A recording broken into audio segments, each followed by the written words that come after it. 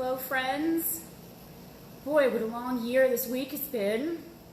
I hope everyone is staying grounded and sane during the craziness.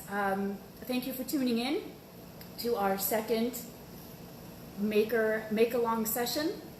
Today we'll be working on a great basic form. We'll be working on our killer cuff today, and I have lots of variations to show you, and I even have a new trick that I've discovered this week, so I'll save that for later. For those of you that don't know, my name is Dana, and my teaching studio is Atlanta Artworks, and we are located in an old furniture factory in Marietta, Georgia. Hey y'all! And I share space in a wonderful community of 35 professional working craftsmen. Hey Linda! And this is my teaching studio, so when we're not teaching, we're making. And when we're not making, we're teaching. So welcome and thanks for tuning in. We hope you find these sessions to be valuable, and we hope that you are inspired and taking some time for yourself behind the bench. So what I have today, the materials I have today are a 1x6 piece of sheet metal of your choice. We'll be working with nickel silver today, and I have a brass demo as well. 20 gauge. I have a mallet. I prefer a weighted rawhide. I have this guy also. I have a selection of hammers, and I have a bench block, and I have some forming mandrels here, which we'll talk about different styles of forming mandrels when we get to that point. I also have a file, and that's what I've got. So let's talk about this great basic form that's wonderful on its own. There are so many options for embellishment with texture, piercing, stone setting on, stone setting in, how the cuff rides, whether you like a symmetrical form or an asymmetrical form, whether you want to get into different ways of moving metal with anticlastic forms or synclastic forms. So let's go over a few of the styles that we've just mentioned. The first is a basic form, and there's absolutely nothing wrong with this basic form. This is a 1x6 piece of copper that I have embellished with a texture hammer. With that, off of that basic 1x6 piece of metal, these are some different options from that very basic form that you have. Not everyone has a hydraulic press, not everyone has a rolling mill, not everyone has a whole ton of tools. So from that basic 1x6 piece of sheet metal, these are some different forms and shapes that I can experiment with. So here's your 1x6 rectangle. Here's a 1x6 band-aid shape that gives you some round ends. This snow pea shape or marquee shape gives you a tapered look on the ends and a wider look on the top. We've got some funky ends here, which is pretty cool. Or you could also pierce out the edges with scallop forms or whatever shape you're inspired to cut. So there's an option, and that's using flat sheet stock. With that flat sheet stock, you could also pierce. This is the project we do in class, not only to teach the cuff bracelet, but also to teach cutting and piercing with the jeweler's saw. So you could pierce shapes out of your sheet stock if you'd like. We have here a synclastic form. I don't know if you could see that, but the synclastic form gives you almost a dome that has this type of curvature to it.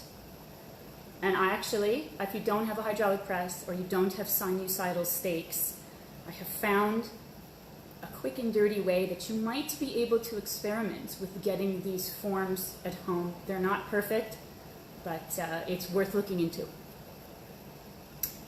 And then anticlastic is one that you've seen. Now this anticlastic bracelet has a couple of things going on. First, hey Lynn, first it's an anticlastic form. So that anticlastic form is the shape of a saddle. And within that anticlastic form, I've gone asymmetrical. So the ends are not even and asymmetrical. And this cuff bracelet rides with the ends to the top. So there's another option you have. There's no right way or wrong way. A cuff can be worn traditionally with this side up. Lately, I like to make cuffs where the ends ride to the top and I embellish them with stones. Or they could just ride up with asymmetrical ends like this guy here. So, all right, let's get started. I have my 1x6 piece of 20 gauge brass sample stock here. And then I have one that I've proceeded with here, my nickel silver piece. You might ask, what is the optimal thickness for a cuff bracelet? And that's absolutely your choice. But think about the wear that a cuff bracelet gets. I don't like to go any thinner than 20 gauge. I really like to make 18 gauge cuffs. 16 gauge cuffs are beautiful. So it depends on your price point, it depends on your market. But I like to think about enduring durability and have them retain their shape as best they can. So I don't like to go any thinner than 20 gauge, and that's what we start with here in the studio. 20 gauge is just a great all-around solid gauge to have in the studio to make a myriad of things with. It's a great gauge to stock, to keep in stock. All right, so what if you don't have a whole studio full of tools? What if you don't have a bunch of texture hammers, which are great, and the students love to use these when they're in the studio. These are all for sale in our online store. Everything you see here is available in our online store, and I'll talk to you about that at the end of the video. If you don't have texture hammers, it's all right. There's so much you can do with what you have at home. Maybe you have a claw hammer at home. Terrific. Use it. What I used to make my nickel silver sample is I used my beat up brass dead blow hammer. So here, the scars that are on the face, because he's a working hammer, the scars, I use them to my advantage. I use them as an opportunity for some great organic texture that catches the light and gives my otherwise static metal some life. I love adding texture to my pieces. Here's another trick. With either a claw hammer or a dead blow hammer, some really rough sandpaper. I have this roll, I don't even remember where I got it from, a big giant roll of this super coarse sandpaper. And actually I used it on a sample for next week's project. I got a really great result with this super coarse sandpaper and my brass dead blow hammer on my bench block. Or maybe you have a cinder block outside, or maybe you have pavement outside. Take your metal outside. You don't necessarily have to have a whole studio full of tools to make wonderful shiny things. So there's some great alternatives for you, depending what you have at home or what you don't have at home. You know what else you might have at home? A screwdriver. A screwdriver makes a great impromptu punch tool. So try and fashion and be resourceful and think about things that you have. Maybe they could be used in a different way. So there's that also. All right, so I am going to use my planishing hammer because with all the fancy texture hammers out there and all the neat finishes we can obtain, this is a great classic, the way it catches the light like a fishing lure. So this is a go-to texture for me. So, might get a little loud. Notice, I'm going to hold my hammer nice and low, and I'm going to use it like a fulcrum. I'm not going to swing from my shoulder.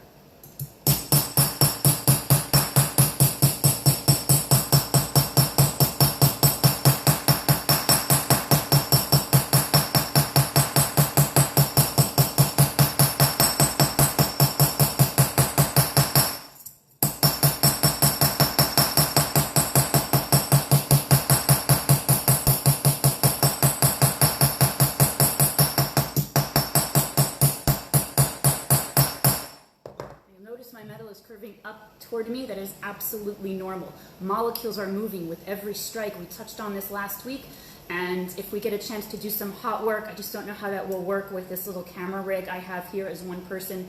I will try and do some hot work with you, and we'll dive really deep into that concept. But for now, when we first take our piece of stock to work on, the molecules that make it up are all relaxed out, and that's what makes it relatively soft. with each hammer strike or with each bend, those molecules get crunched together. So molecules are moving and action is happening here, which is why my metal is starting to curve up toward me. If your metal starts to snake laterally, as we touched on last week, that's an indication that you're not striking your stock dead on. So take a break, flatten your stock again, and revisit your hammer stroke and go again. All right, for the sake of everybody's ears, I'm going to stop with this because I have the next part of my sample ready to go. But you could see here my beautiful shiny sample. Go ahead and flatten that. Just for simple sake, I'm going to keep the rectangular form of this, but I am going to file off the death edges. So I have my flat file. I'm at my bench pin. I don't know if you can see that. And I am going to file off my death edges here.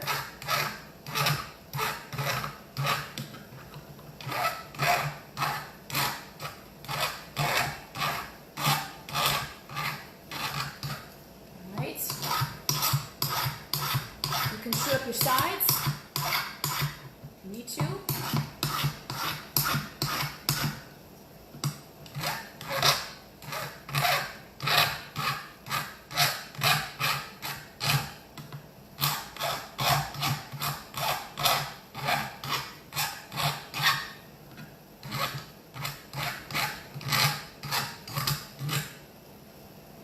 So no death edges. Please always think about wearability. Run your fingers over your piece. Are there any burrs? Are there any sharp points? Think about wearability.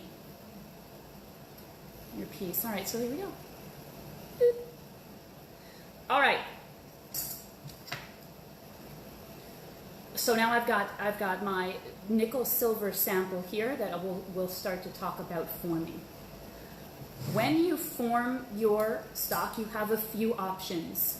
I have some nice to haves here, like these killer bracelet bending pliers that have a concave and convex nylon jaw. So when I form my cuff bracelets, I use a combination of my mandrel with a mallet, my hands, and my bracelet bending pliers. The bracelet bending pliers do a few things for me. Especially with a design like this, when I have a pierced section cut out of my piece, it allows me to, the concave and convex jaws allow the material to conform to the jaws instead of having the inclination to kink and become misshapen. So these are a wonderful, nice thing to have. All right, so we have a few options here. This is a standard bracelet mandrel. It's a steel form. They come round, they come oval. It's conical tapered form. We also have oval mandrels. So this style of mandrel has a tang on it. It's your personal preference what you like. This tang fits in a vise so that you can form your bracelets hands-free. All right, so this guy's got a tang. This is a fancy USA-made mandrel, but I don't like the way it's cut. It's not cut very precise. Both sides are not even. So while I love that it's a great quality USA-made mandrel with a tang, I have to tell you I don't use it very often. It's a shame. So back it goes. What I have here is a round stepped mandrel. So how is this different from my standard bracelet mandrel? These steps are the same diameter at each width. Why is that important?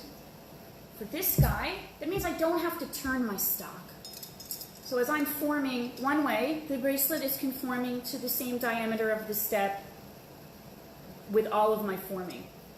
Versus my tapered conical mandrel, I have to remember for all of the forming that I do one way, I have to take my stock and flip it and form it the other way.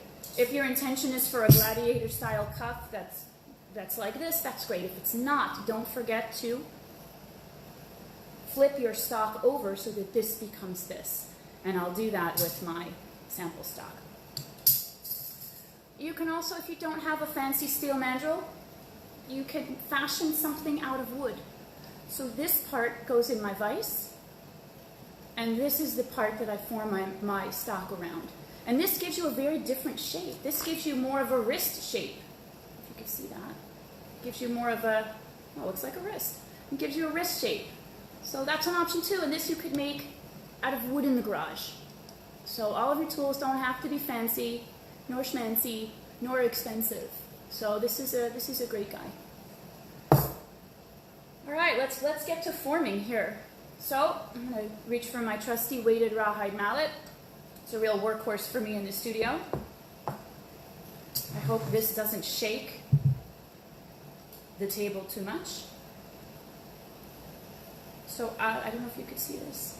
I'm starting to form my stock around my mandrel. And I will finish that off with my mallet.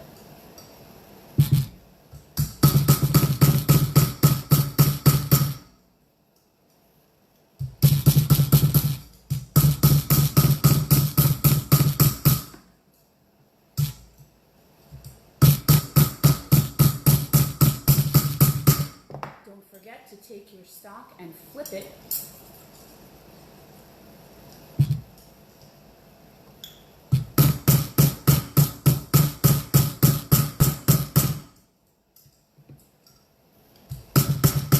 So here I have to use different parts of the mandrel. For what I call the flat, which is the part that goes across the top of your wrist, I'll use a little bit further down. For the part that hugs the side of your wrist, I go more to the top. Now, it is going to be challenging to hold, but I have faith in you. You'll get it. So I'm going to brace this on the edge of my work table. Hold this at the very top. Strike. And then I will flip, and I'll do the other side.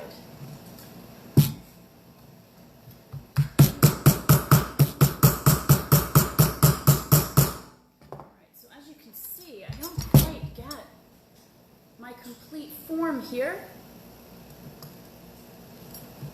So I will come with my bracelet bending pliers. Again, these are just a nice to have.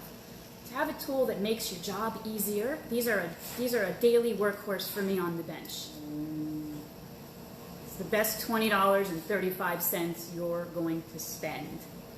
And the good news is about these pliers is when you wear them out from making so many fabulous, wonderful, shiny things, the jaws are replaceable. So this tool will provide you reliable service and last you a lifetime behind the bench. And it will earn its keep daily for you. All right, so you could start to see how the cuff bracelet is taking form. Now, you can do the oval shape, but what I've started to do, I call them cuffangles. I just find cuffs ride really strange on my wrist, so I've started to make them round, and I call it a cuffangle because it's kind of like a cuff bangle. So what I do use often is I use my round stepped mandrel often, so I'll take him over to the vise, and I will make a cuffangle out of him, and then I will still use that doesn't give me my perfect form. I still have to go back and refine, so I'll take my handy bracelet bending pliers, and you could see where I'm able to hug this curve here and not kink my metal, but form it with this great subtle curve. All right.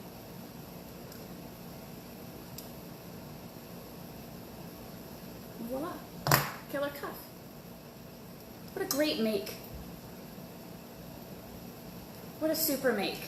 All right, so I have some very high-tech tools here. How do I know what length to make my material? Well, in class, we're all built differently. So in class, we give the students a 1x6 piece of construction paper. And what you can do with this construction paper is you can make yourself a little form. Now, don't make it super tight because cuffs don't wear that way. So you want to give yourself a little bit of room. I'd rather the cuff be too big. You can kind of squeeze it in for a fit, and to have it be too small and there's not enough material to come around and close on.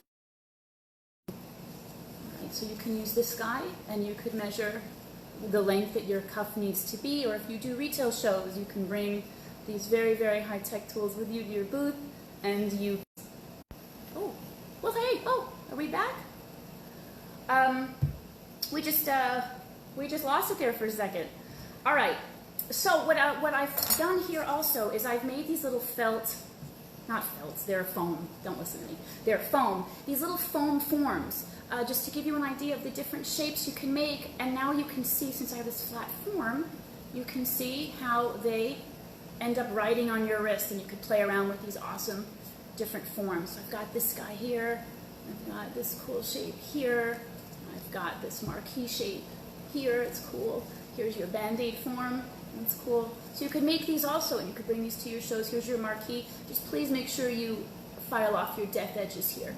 And then we've got the your good old 1x6 rectangle.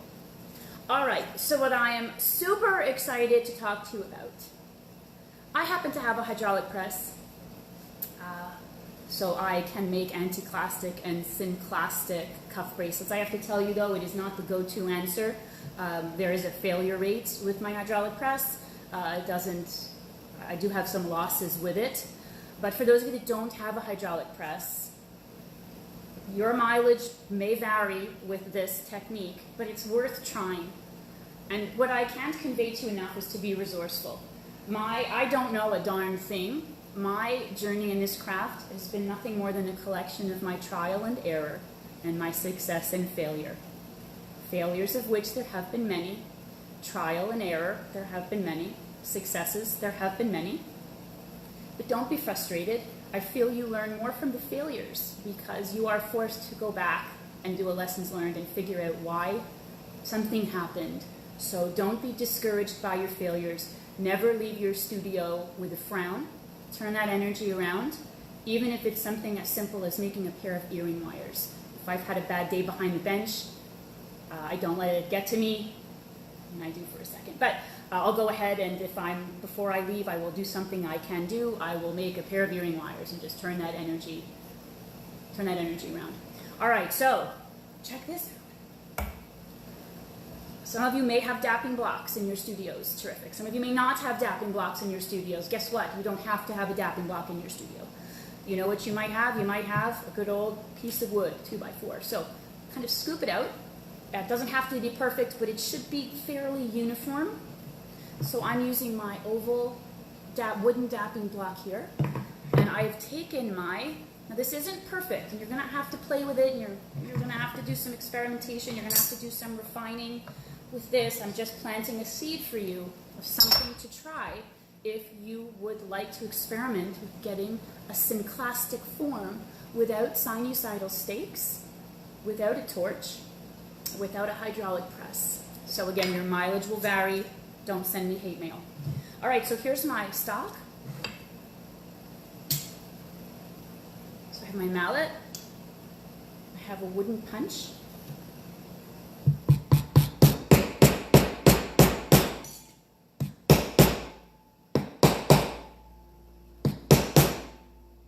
You'll have to figure out how to hold it. You'll have to figure out how to guide the punch. You'll have to figure out how to make sure that the punch reaches all of the surface in the metal and make sure that it conforms to the recess of whatever form you are using. I've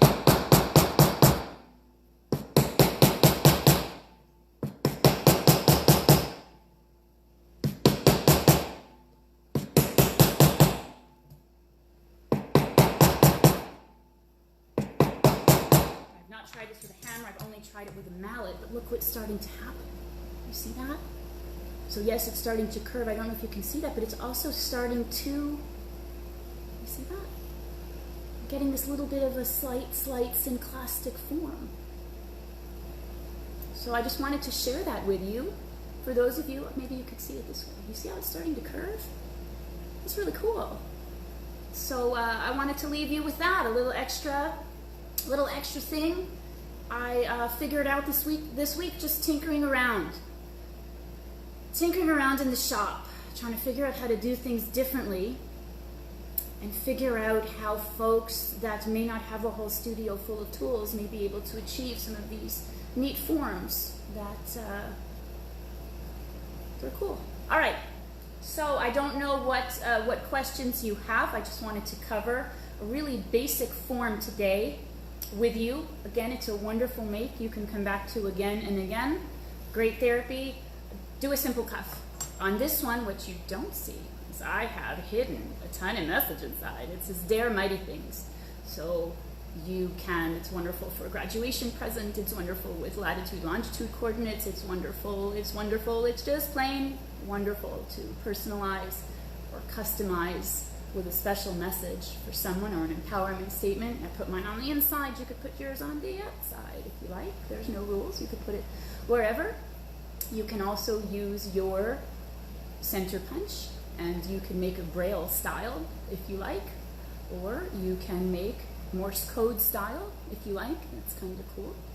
So for the Braille style, I would actually punch from the inside, because punching from the inside will give me the divot on the inside, but the punch, as it punches against the bench block, will make the raised divot on the outside. So that could be kind of cool for Braille. That's a neat little secret code. All right, what else? So everything you see here, we do stock online, from your bench blocks with rubber bases to wonderful and amazing texture hammers to mandrels, and we have fabulous Joyce Chen shears, which out of everything I have here in the studio, these have to be the most dangerous thing in here. They will cut you, and if you listen carefully, you'll hear them chuckle when you do it. So I carry the yellow handled ones because they're easy to find on your bench, and gosh darn it, they're just cheery. So I carry these. We carry bench pins. We carry these absolutely wonderful bracelet bending pliers. These also come in ring bending form as well. And we have your weighted mallets. We also have 6x6 pieces of 20 gauge copper and 18 gauge copper and 20 gauge brass and 18 gauge brass. If you would like to get to works at home, you can. We have saws and saw frames and really anything you can imagine. So we're here if you would like some personal professional service, and we will disinfect everything that goes out the door here. Ollie is on quality control, so we are open by appointment if you'd like to swing by, and we ship absolutely everywhere. So I wonder, do you have any questions? Hi, Robin. Oh, hey, Val. What questions do you have? I'm going to try and manage the phone here. And are there any questions out there in the World Wide Web? Any questions from anybody? I know I'm excited for classes to start again soon too. Yeah, I hope life resumes to normal quickly, soon. Me too. Thank you. Look forward to having you in the shop. Any questions? Anybody? All right. So, what's happening next week? Let's talk about it. I would like to do rivets with you next week. I would like to touch on cold connections, a wonderful technical connection mechanism. It is a viable design aesthetic, and it's just cool. Again, if you don't have a lot of tools and supplies in your workshop or the studio, rivets it's a really nice thing. You could do it with really basic material. So I have, to call upon the cuff that we made today, I have this riveted cuff bracelet. Adventure is calling, so it's a mountain range, and it is riveted onto my copper cuff form. I think I'm going to save, if I could figure out the camera deal here, I think I'm going to make a mountain project out of for our sweat soldering project, or we'll see. So here's this guy, and oh, I've misplaced my, I think you saw it last week. So we could talk about some things I'd like you to have ready for next week for riveting. You can take inspiration from, this guy, if you like. This is a great earring. Here's a great earring for you to make, if you like. So you could pierce out some shapes and get some wire ready. If you would like to make the cuff, you can pierce out some shapes, cut out some shapes, and we'll go ahead and rivet them on. If you're not sure what to make, hey, don't worry about it. Just get some sheet metal and learn this skill. That's what's most important to me, that you learn this skill. Because once you learn the skill, you can make anything you like. So sit down and find inspiration, but don't worry if you're not inspired or if you don't know what to make. Either just make what we're making or make yourself some samples. So when you are inspired, you know the technique and you know how to do it. So what I have here, I think you might have seen this last week. It's very basic. So I have a shape here. And I have the circle shape here. So he's going to go on here. I'm going to style that with 5 rivets along the bottom. And what I have here is 16 gauge wire. For me, 16 gauge wire is a wonderful gauge for my rivet stock. What this also ends up being is I'm going to make a little V shape here, a little V shape, and that's what I'll attach my earring wire to. So I have some 16 gauge wire here. For the demo that I will be doing next week, and anytime I do riveting in the studio, I use a number 55 drill bit. And I'll explain that to you next week when we cover riveting. So if you happen to have one of those, great. If you don't, let me know. I'll get them ordered for you. I hope we'll have them in time. So a number 55 bit for me with 16 gauge wire. The drill bit that you'll need depends on the gauge of the wire that you will be using for your rivets. But for me, when I use 16 gauge wire, I need a number 55 drill bit, which I have plenty of. So you can visit the cuff form that we did today, and I have some squiggly wiggly wire that I'm going to attach here, and I've cut out some flowers. Aww. So I'm going to put my flowers on my cuff bracelet, and I'll do that demo, and we'll have that ready for you next week, and then we'll show this earring project for next week, which I really don't care what you make. I don't care what you make. If you're not inspired by our project, don't make it, but just it's a great guide for you if you're not so inspired. Just make what we're making. Well, all right. So unless there are any questions, anybody? No?